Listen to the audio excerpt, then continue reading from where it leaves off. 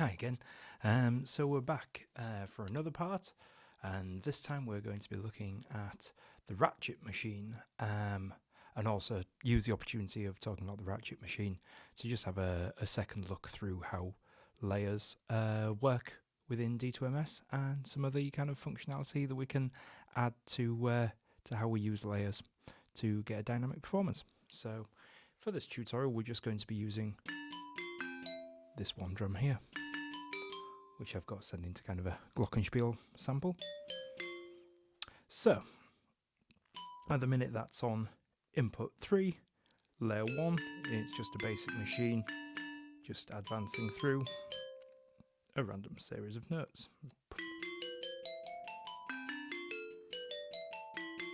There we go, that will do. So I'm going to move over to layer 2, and as you can see, we've got a Ratchet machine sort of waiting for us there. Obviously, by default, that would be in the empty kind of setting, so we'd move across using our left and right until we reach the Ratchet machine. So the Ratchet machine is basically a way of getting like a quick, like a Ratchet effect, so sort of quick replay of a note lane. And let's just plumb that in. So I'm going to plumb it into track lane 3, which is the same track lane as our layer 1, and I'm going to give it the same channel. So if I play that now, it's just going to sound like a bit of a mess. So you can hear there's something ratcheting, but it's kind of moving 2 steps at a time and ratcheting along. So the first thing we want to do is just use our leader pointer and leader point at itself, so we're kind of removing the double step from having kind of 2 trigs both advancing. So that's fine. Now the next thing we want to do is basically we probably want to make sure that the ratchet only kind of shows through when we're hitting quite hard. So what I'm going to do is hold down the button directly next to our first layer, that is the one for learning velocity high, and I'm going to hold down layer 1, and I'm basically just going to kind of experiment with sort of playing drum until I feel, like that feels like a kind of mid hit, and that's a velocity value of 61. So now I'm going to copy a velocity shelf across, which kind of shelves layer 1 to layer 2. So we do that by holding down layer 1 and pressing into layer 2.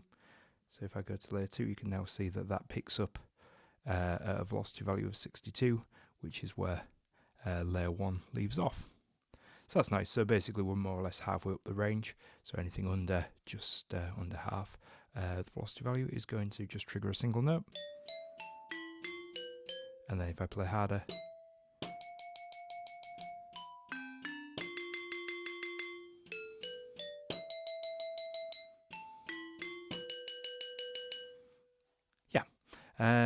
so just going back into there, we can just take a little look at the Ratchet's sort of values that we've got. So as usual, we've got interval along the bottom, so we can kind of change to a different octave to the normal.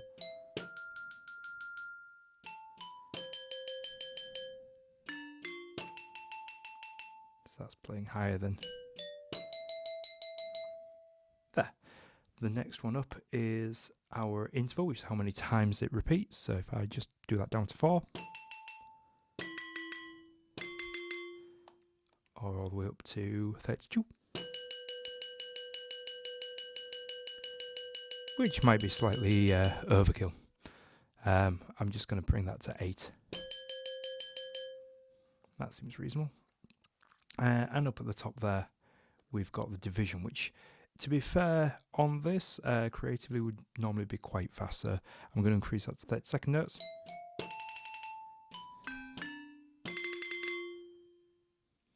I'm maybe going to bring that down to just 4.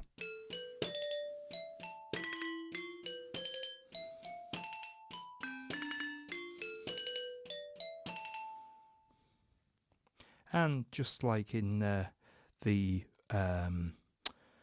strum machine, you've got the option for having CC match, so you can have it ratchet along for every value, or you can have it so just a single value increment is used per time you hit it.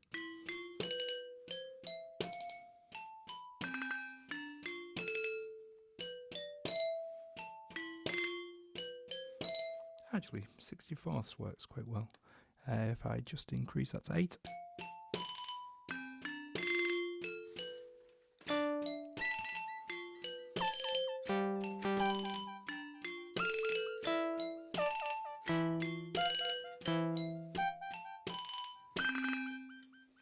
There you go. One thing that I will say at the moment is this ratchet mechanism is only active on the track layers at the moment. We are thinking of eventually applying it in a slightly different way so that it can work on fixed notes, so that you can use it within your sort of drum rack layouts for fixed machines. But currently that's just ratcheting the track lane, so it's probably better off being used for melodic content. But yeah, I hope that's helpful, and we'll see you in the next video. Thank you. Bye-bye.